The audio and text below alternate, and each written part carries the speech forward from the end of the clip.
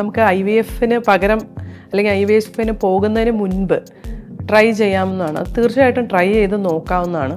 അപ്പം ഞാൻ പറഞ്ഞ ആ ട്യൂബിൻ്റെ ഡാമേജിൻ്റെ ഒരു എക്സ്റ്റെൻറ്റ്, ഇപ്പം നമ്മളൊരു സിവിയർലി ഡാമേജ്ഡ് ആയി പോയിട്ടുണ്ടെങ്കിൽ ശരിക്കും ആ ട്യൂബ് വീണ്ടും ഫങ്ഷണലായി വരാൻ സാധ്യത കുറവാണ്. അതിനേക്കാളും പക്ഷെ അതിൻ്റെ ചെറിയ ചെറിയ ഡാമേജസേ ഉള്ളൂ എങ്കിൽ ആ ഡാമേജ് കറക്റ്റ് ചെയ്ത് വരാനായിട്ട് ഉത്തരവസ്ഥയിലൂടെ സാധിക്കും. നമ്മൾ നേരത്തെ പറഞ്ഞില്ലേ ഇൻഫെക്റ്റീവ് ല്യൂക്കോറിയയുടെ കാര്യം പറഞ്ഞല്ലോ, വെള്ളപ്പൊക്ക് പറഞ്ഞപ്പോൾ നമ്മൾ പറഞ്ഞിരുന്നു ഇൻഫെക്റ്റീവ് ല്യൂക്കോറിയ. ആ ഇൻഫെക്ഷൻ സമയത്ത് ചികിത്സിച്ചില്ലെങ്കിൽ അവിടെ ഇരുന്നിട്ട് അത് ട്യൂബിന് ഡാമേജ് വരുത്തും. നമ്മൾ അന്ന് പറഞ്ഞിരുന്നു ആ ട്യൂബൽ ഡാമേജ് ഉള്ളപ്പോഴാണ് കൂടുതലും എക്ടോപിക് പ്രഗ്നൻസി ഡെവലപ്പ് ചെയ്യാനുള്ള സാധ്യത. ഡോക്ടേഴ്സ് ടോക്കിങ്ങിൽ ഇന്ന് നമ്മളോടൊപ്പം ഉള്ളത് ഗവൺമെന്റ് ആയുർവേദ കോളേജ് പ്രസൂതി സ്ത്രീരോഗ വിഭാഗം അസോസിയേറ്റ് പ്രൊഫസർ ഡോക്ടർ അനില മാം ആണ്. മാം സ്വാഗതം. മാം, നമുക്ക് ഇപ്പോൾ പ്രഗ്നൻസിയുടെ കാര്യങ്ങളൊക്കെ കൂടുതലും അറിയാൻ ഈ പ്രഗ്നൻ്റ് ആയവർക്കായിരുന്നാലും ഇനി പ്രഗ്നൻ്റ് ആവാൻ പോകുന്നവർക്കും എല്ലാം താല്പര്യം ഉണ്ടാവും. ഒരു പ്രഗ്നൻ്റ് ആകാൻ പോകുന്ന ഒരാൾക്കും അതായത് പ്രഗ്നൻസി ഇപ്പോൾ നടന്നുകൊണ്ടിരിക്കുന്ന ആൾക്കും അതൊന്നും അല്ലാതെ തന്നെ ഒരുപാട് പ്രഗ്നൻസിയിൽ കോംപ്ലിക്കേഷൻസ് വന്നിട്ടുള്ള ആൾക്കാരും ഉണ്ടാവും. അതിലൊരു മെയിൻ പോയിന്റാണ് ഈ എക്ടോപിക് പ്രഗ്നൻസി വരുന്നു എന്ന് പറയുന്നത്. എന്താണ് എക്ടോപിക് പ്രഗ്നൻസി? എങ്ങനെയാണ് അതിനെ നമ്മൾ തരണം ചെയ്ത് പോവേണ്ടത്? എക്ടോപിക് പ്രഗ്നൻസി എന്ന് പറയുന്നത് നമ്മുടെ യൂട്രസിനുള്ളിലല്ലാതെ ഒരു പ്രഗ്നൻസി യൂഷ്വലി ട്യൂബിലായിരിക്കും. ട്യൂബിൽ തന്നെ ഇരുന്ന് വളരുന്ന ഒരു സാഹചര്യമാണ് വരുന്നത് എക്ടോപിക് പ്രഗ്നൻസി. ഇതിനുള്ള ഒരു പ്രശ്നം എന്താണെന്ന് പറഞ്ഞാൽ ട്യൂബിൽ കുഞ്ഞിന് വളരാനും മാത്രം സ്പേസോ സാഹചര്യമോ ഇല്ലാത്തതുകൊണ്ട് തന്നെ അത് റപ്ചർ ചെയ്യുകയും ഒന്ന് ട്യൂബ് നഷ്ടപ്പെടും, രണ്ട് ഇത് അതായത് ലൈഫ് ത്രെറ്റനിങ് ആണ്. അതായത് സമയത്ത് നമ്മൾ ഹോസ്പിറ്റലിൽ എത്തിച്ചില്ലെങ്കിൽ ഒരു പേഷ്യൻ്റ് മരണം വരെ സംഭവിക്കാവുന്ന ഒരു കാര്യമാണ് എക്ടോപിക് പ്രഗ്നൻസി. പുറമേ കാണുന്ന ലക്ഷണം എന്താണെന്ന് പറഞ്ഞാൽ അതായത് ഇപ്പം നമുക്കൊരു സമയത്ത് പീരീഡ്സ് വന്നില്ല, 2 ആഴ്ച വൈകി അല്ലെങ്കിൽ ഒരു 3 ആഴ്ച വൈകി, അത് അത്രയും സമയമായി, അതിനുശേഷം അല്ലെങ്കിൽ ഒരു കാർഡ് ടെസ്റ്റ് ചെയ്തു ഒരു വീക്ക് ആയിട്ടുള്ള ഒരു പോസിറ്റീവ്, അതായത് ഒരു നല്ല സ്ട്രോങ് പോസിറ്റീവ് അല്ല റിസൾട്ട്, വീക്ക്ലി പോസിറ്റീവ് കിട്ടി, ഒരു വശത്ത് വരുന്ന ഒരു വേദന, ഒരു 1 സൈഡഡ് ലോവർ അബ്ഡോമിൻ പെയിൻ, അത് എപ്പോഴും സ്ത്രീകൾ വളരെ ശ്രദ്ധിക്കേണ്ട ഒരു പോയിന്റാണ്. ഒരു വശത്ത് വരുന്ന ഒരു ശക്തമായ വയറുവേദന. യൂഷ്വലി ഈ പ്രഗ്നന്റ് ആകാത്തവർക്കായിരുന്നാലും അങ്ങനെ പറയാൻ പറ്റില്ലല്ലോ നമുക്കത്. അതായത് ഒരു പീരീഡ്സ് മിസ് ചെയ്ത് കഴിഞ്ഞ് വരുന്ന ഒരു 1 സൈഡഡ് വയറുവേദന വളരെ സിഗ്നിഫിക്കൻ്റ് ആയിട്ട് ശ്രദ്ധിക്കേണ്ട ഒരു പോയിന്റാണ്. യൂഷ്വലി ഇതിൻ്റെ വയറുവേദന എങ്ങനെയാണെന്ന് വെച്ചാൽ പെട്ടെന്ന് എവിടെയാണോ നിൽക്കുന്നത് അവിടെ ബോധം കെട്ട് വീഴുവാണ് പേഷ്യൻസ് ചെയ്യുന്നത്. അത്രയും മാത്രം സിവിയർ ഒരു വയറുവേദനയാണ് കാണിക്കുന്നത്. വേറുള്ള ലക്ഷണങ്ങളൊന്നും ചിലപ്പോൾ കാണിച്ചെന്ന് വരില്ല. ചിലപ്പോൾ ചെറിയൊരു ബ്ലീഡിങ് ഉണ്ടായാലായി എന്നേ ഉള്ളൂ. എത്രയും പെട്ടെന്ന് സർജറി ഉള്ള ഒരു ഹോസ്പിറ്റലിൽ എത്തിക്കുക എന്നുള്ളതാണ് എക്ടോപിക് പ്രഗ്നൻസി നമ്മൾ ഐഡന്റിഫൈ ചെയ്ത് കഴിഞ്ഞാൽ ചെയ്യാൻ പറ്റുന്നത്. സ്കാൻ പരിശോധനയിലൂടെ നമുക്ക് 100% അറിയാൻ പറ്റും. അതല്ലാതെ ബ്ലഡ് ടെസ്റ്റുകളുണ്ട്, beta-HCGയുടെ ലെവലെല്ലാം നോക്കി നമുക്ക് വളരെ പെട്ടെന്ന് തന്നെ കണ്ടെത്താൻ പറ്റും. സമയം നഷ്ടപ്പെടാനില്ല എന്നുള്ളതാണ് ഇതിനകത്ത് വളരെ ശ്രദ്ധിക്കേണ്ടത്. മറ്റു നമ്മൾ ഇതുവരെ പറഞ്ഞ ഒരു അസുഖങ്ങളെയും പോലെയല്ല, ട്യൂബ് റപ്ചർ ആയി കഴിഞ്ഞു കഴിഞ്ഞാൽ പിന്നെ നമുക്ക് മണിക്കൂറുകൾ പോലും ഇല്ല പേഷ്യൻറ്റിനെ രക്ഷിക്കാൻ. ഈ ഒരു പ്രഗ്നൻസി വന്നു കഴിഞ്ഞാൽ നമുക്കത് സർജറി അല്ലാതെ ഏത് ടൈമിലായിരിക്കും അതിനെ മാറ്റാൻ പറ്റുന്നത്? മരുന്നുകളിലൂടെ ആ ഒരു പ്രഗ്നൻസി ആ ഒരു അബോർഷനിലേക്ക് കടക്കുന്നത് ഏത് ടൈമിലായിരിക്കും? അതെ, അത് ഇമ്പോർട്ടൻ്റ് ആയ ഒരു ക്വസ്റ്റ്യൻ ആണ്. അതായത് നമ്മൾ പറഞ്ഞല്ലോ ട്യൂബ് റപ്ചർ ആയി കഴിഞ്ഞാൽ പേഷ്യൻ്റ് അപകടത്തിലേക്ക് പോയി. പക്ഷെ ട്യൂബ് റപ്ചർ ആകണമെന്ന് നിർബന്ധമില്ല. അപ്പോൾ എന്താണെന്ന് പറഞ്ഞാൽ ഇപ്പം പ്രഗ്നൻസിക്കുള്ളൊരു സാധ്യതയുള്ള ഒരാൾ ഈ പീരീഡ്സ് ഡിലേ ആയാൽ അധികം വൈകാതെ ഒരു ടെസ്റ്റ് ചെയ്യുക, പ്രഗ്നൻസി ടെസ്റ്റ് ചെയ്യുക. പ്രഗ്നൻ്റ് ആണോ ഇല്ലയോ എന്നൊന്ന് ഉറപ്പ് വരുത്തുക. ടൈം ഡിലേ ആവരുത്. നേരത്തെ അപ്പോൾ നമുക്കൊരു 6 ആഴ്ചയോളം ആവുമ്പോൾ കുട്ടിയുടെ ഹാർട്ട് ബീറ്റ് കിട്ടിത്തുടങ്ങും. ആ സമയത്ത് നമുക്ക് ഒരു 6 വീക്സിൽ, അതായത് പീരീഡ്സ് മിസ് ചെയ്തൊരു 2 വീക്സ് ആകുമ്പോൾ തന്നെ ഒരു ഡോക്ടറിനെ കാണുകയും ഒരു അൾട്രാസൗണ്ട് സ്കാൻ കൃത്യമായി എടുക്കുകയും ചെയ്താൽ എക്ടോപിക്ക് ഗുരുതരമാവുന്നതിന് ഏർലി സ്റ്റേജിൽ കണ്ടുപിടിക്കാൻ പറ്റും.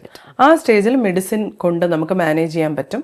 അപ്പോൾ ഈ ട്യൂബ് റപ്ചർ ആവാതെ നമുക്കൊരു പക്ഷേ സേവ് ചെയ്യാൻ സാധിക്കും. പക്ഷെ ആ ട്യൂബ് അപ്പോൾ ഡാമേജ് ആവുകയാണോ ചെയ്യുന്നത്? അതെ തീർച്ചയായിട്ടും. ട്യൂബ് ഒരു എക്ടോപിക് പ്രഗ്നൻസി വരുമ്പോൾ ആ ട്യൂബിന് തീർച്ചയായിട്ടും ഒരു ഡാമേജ് ഉണ്ടാവും. ഇതിൻ്റെ ഉള്ളിൽ ചെറിയ നേർത്ത സീലിയ എന്നൊക്കെ പറയും. ഈ സീലിയയ്ക്ക് ഡാമേജ് ഉണ്ടാവുമ്പോൾ വീണ്ടും ഒരു പ്രഗ്നൻസി അല്ലെങ്കിൽ ഒരു ഓവത്തിനെ ഗർഭാശയത്തിലേക്ക് എത്തിക്കുക എന്നുള്ളതാണ് ഒരു ട്യൂബിൻ്റെ ധർമ്മം അത് അതിന് ചെയ്യാൻ പറ്റാതെ വരും. അപ്പൊ വീണ്ടും ഒരു എക്ടോപ്പിക് വരാനുള്ള സാധ്യത ആ ട്യൂബിന് കൂടുതലാണ്. അതെ. ഇതെങ്ങനെയാണ് അപ്പോൾ ഈ ട്യൂബിൽ അതായത് യൂട്രസിൽ തന്നെ നമ്മുടെ ആ ഓവം വന്നാൽ മാത്രമല്ലേ പ്രഗ്നൻസി ഉണ്ടാവുക എന്ന് പറയുന്നത്. ഇപ്പൊ ട്യൂബില് പ്രഗ്നൻസി വന്നു കഴിയുമ്പോൾ ഇത് ആയുർവേദത്തിലൂടെ എങ്ങനെയാണ് ഇതിനെ ട്രീറ്റ് ചെയ്യുന്നത്? അതായത് നമുക്ക് ഈ ഡാമേജ് ആയ ട്യൂബിനെ നമുക്ക് കറക്ഷന് വേണ്ടിയിട്ട് നമ്മൾ നേരത്തെ പറഞ്ഞു അത് ഇന്റേണൽ മെഡിസിൻസ് നമ്മൾ നന്നായിട്ട് ഇന്റേണൽ മെഡിസിൻസ് അവിടെയും നമുക്ക് ഈ മെഡിക്കേറ്റഡ് ഗിയോ ഓയിലോ നന്നായിട്ട് യൂസ് ചെയ്യാം. ബോഡിയെ ഈ പറഞ്ഞ പോലെ ഒന്ന് പ്രിപ്പയർ ചെയ്തതിന് ശേഷം പിന്നെ ചെയ്യുന്നത് നമ്മുടെ ഈ പഞ്ചകർമ്മ ചികിത്സ നന്നായിട്ട് ഡീടോക്സിഫൈ ചെയ്യുക, ബോഡിയെ ഡീടോക്സിഫൈ. അതിന് നമുക്ക് വിരേചനം അസ്ഥി ഉപയോഗിക്കാം. അത് കൂടാതെ വീണ്ടും നമ്മുടെ ഉത്തരവസ്ഥി ഇവിടെ വളരെ പ്രയോജനപ്രദമാണ്. അപ്പൊ ഇവിടെ നമ്മൾ യൂസ് ചെയ്യുന്നത് കുറച്ചുകൂടി മെഡിക്കേറ്റഡ് ഗീനേക്കാളും കുറച്ചുകൂടെ നമ്മൾ മെഡിക്കേറ്റഡ് ഓയിലാണ് യൂസ് ചെയ്യുന്നത്. കുറച്ചുകൂടെ ഒരു പെനിട്രേഷൻ അതിന് ഉണ്ടാകണം. അത് മാത്രമല്ല അത് നഷ്ടപ്പെട്ട സീലിയയുടെ ഹീലിങ്ങിനും കൂടി അത് സഹായകമാവും.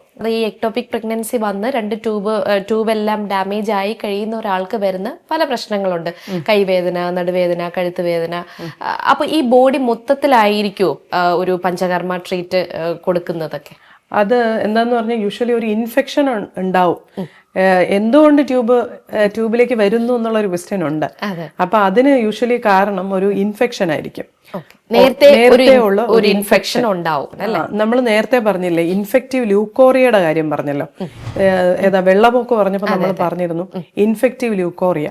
ആ ഇൻഫെക്ഷൻ സമയത്ത് ചികിത്സിച്ചില്ലെങ്കിൽ അവിടെ ഇരുന്നിട്ട് അത് ട്യൂബിന് ഡാമേജ് വരുത്തും. നമ്മൾ അന്ന് പറഞ്ഞിരുന്നു. ആ ട്യൂബൽ ഡാമേജ് ഉള്ളപ്പോഴാണ് കൂടുതലും എക്ടോപിക് പ്രഗ്നൻസി ഡെവലപ്പ് ചെയ്യാനുള്ള സാധ്യത. അതിനുശേഷം ഇത് പൂർണ്ണമായും നമുക്ക് ഈ ഒരു ട്യൂബിനെ ഹെൽത്തി ആക്കി എടുക്കാൻ സാധിക്കുമോ? അത് ഇപ്പം നമ്മുടെ എത്രത്തോളം അതിന് ഡാമേജ് ഉണ്ടായി, പിന്നെ ഒരു വ്യക്തിയുടെ ആരോഗ്യം, അവരുടെ ഒരു ന്യൂട്രീഷണൽ സ്റ്റാറ്റസ്, ഇതിനെല്ലാം ഡിപ്പെൻഡ് ചെയ്തിരിക്കും. ഏതൊരു ഹീലിങ്ങിനെയും ഇത് രണ്ടും ബാധിക്കും. അപ്പം പൂർണ്ണമായ ആരോഗ്യമുള്ള ഒരാൾ ശരിയായ രീതിയിൽ ഭക്ഷണം കഴിക്കുന്ന ഒരാളിന് ഉണ്ടാകുന്ന ഡാമേജ് വളരെ സിവിയർ അല്ലെങ്കിൽ അതിന് നമുക്ക് റിപ്പയർ ചെയ്ത് തിരിച്ച് കൊണ്ടുവരാൻ സാധിക്കും. പക്ഷേ റിപ്പയർ ചെയ്യാൻ പറ്റാത്ത വിധം ഡാമേജ്ഡ് ആവുന്ന കണ്ടീഷൻസും ചിലപ്പോൾ കാണാറുണ്ട്. ഡോക്ടർ, ഈ എക്ടോപിക് പ്രഗ്നൻസി വരുന്നത് ട്യൂബിലാണെന്ന് പറഞ്ഞല്ലോ. അപ്പൊ ഈ ട്യൂബിൽ വന്നാലും യൂട്രസ് അത്രയും ഹെൽത്തി ആയിരിക്കും. അപ്പൊ ഈ ഹെൽത്തി ആയിട്ടുള്ള യൂട്രസിൽ പിന്നീട് IVF പോലുള്ള IUI പോലുള്ള ട്രീറ്റ്മെന്റുകൾ ചെയ്തായിരിക്കും പിന്നെ ഒരു പ്രഗ്നൻസിയിലേക്ക് ഇവർ കടക്കുക. പക്ഷെ ഇപ്പോൾ ഡോക്ടർ പറഞ്ഞതുപോലെ ഉത്തരവസ്ഥ എന്ന് പറയുന്ന ഒരു ട്രീറ്റ്മെന്റ് എടുത്തു കഴിഞ്ഞാൽ ഒരു പക്ഷേ ഈ IVF-ലേക്ക് പോകുന്നതിന് പകരം ഇതുകൊണ്ട് ക്യൂർ ആവാനുള്ള സാധ്യതയുണ്ടോ? IVF-ഉം ഉത്തരവസ്ഥയും ഏകദേശം സെയിം ആണോ? IVF എന്ന് പറയുമ്പോൾ നമ്മളൊരു എംബ്രിയോനെ ട്രാൻസ്ഫർ ചെയ്യുവാണ് ചെയ്യുന്നത്. ഉത്തരവസ്ഥയിൽ നമ്മൾ അങ്ങനെയുള്ള കാര്യങ്ങളോ ഇൻസെമിനേഷനോ ഒന്നും ചെയ്യുന്നില്ല. മെഡിക്കേറ്റഡ് ഗീ അല്ലെങ്കിൽ മെഡിക്കേറ്റഡ് ഓയിൽ ഏതാണെന്ന് വെച്ചാൽ അതാണ് ഉപയോഗിക്കുന്ന റൂട്ട് ഇൻട്രാവജൈനലി അല്ലെങ്കിൽ ഇൻട്രാ സർവൈക്കൽ ആയിരിക്കും. അപ്പോൾ ഇവിടെ ചോദിച്ച ചോദ്യം നമുക്ക് IVF-ന് പകരം അല്ലെങ്കിൽ IVF-ന് പോകുന്നതിന് മുൻപ് ട്രൈ ചെയ്യാവുന്നതാണ്. തീർച്ചയായിട്ടും ട്രൈ ചെയ്ത് നോക്കാവുന്നതാണ്. അപ്പം ഞാൻ പറഞ്ഞ ട്യൂബിൻ്റെ ഡാമേജിൻ്റെ ഒരു എക്സ്റ്റെൻറ്റ്, ഇപ്പം നമ്മളൊരു സിവിയർലി ഡാമേജ്ഡ് ആയി പോയിട്ടുണ്ടെങ്കിൽ ശരിക്കും ആ ട്യൂബ് വീണ്ടും ഫങ്ഷണലായി വരാൻ സാധ്യത കുറവാണ്.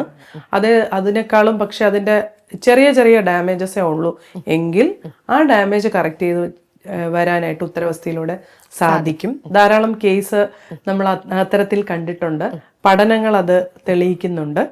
അത് നമുക്കത് ആ ഒരു റിസൾട്ട് നമ്മൾ കേസ് റിപ്പോർട്ട്സ് വെച്ചിട്ട് നോക്കുമ്പോൾ അങ്ങനെ ഒരു എഫക്റ്റ് ഉള്ളതായിട്ടാണ് കാണിക്കുന്നത്. പക്ഷെ സിവിയർ ഒരു ഡാമേജ് ഉണ്ട് എങ്കിൽ അത് റിപ്പയർ ചെയ്ത് വരാനുള്ള സാധ്യതകൾ കുറയും. അപ്പം അതിന് പകരമാണോ ഇത് എന്ന് ചോദിച്ചാൽ ഒരു ആദ്യത്തെ സ്റ്റെപ്പായിട്ട് തീർച്ചയായിട്ടും നമ്മൾ ഒരു ഉത്തരവസ്ഥ ഇൻക്ലൂഡ് ചെയ്യുന്ന ആയുർവേദ ചികിത്സ ട്രൈ ചെയ്ത് നോക്കാം. നമ്മുടെ ട്യൂബിന്റെ ഡാമേജിന്റെ എക്സ്റ്റെന്റ് അനുസരിച്ചായിരിക്കും അതിന്റെ ഒരു പോസിബിലിറ്റി വരുന്നത്. Okay, thank you doctor. ഒരുപാട് സംശയങ്ങൾ ഇതിലൂടെ ദൂരീകരിച്ചു. ഒരുപാട് പ്രേക്ഷകർക്ക് ഇത് ഒരുപാട് ഉപകാരപ്രദമായി കാണും എന്ന് തന്നെ വിചാരിക്കാം. Anyway, thank you doctor. മറ്റൊരു ടോപ്പിക്കുമായിട്ട് വീണ്ടും കാണാം.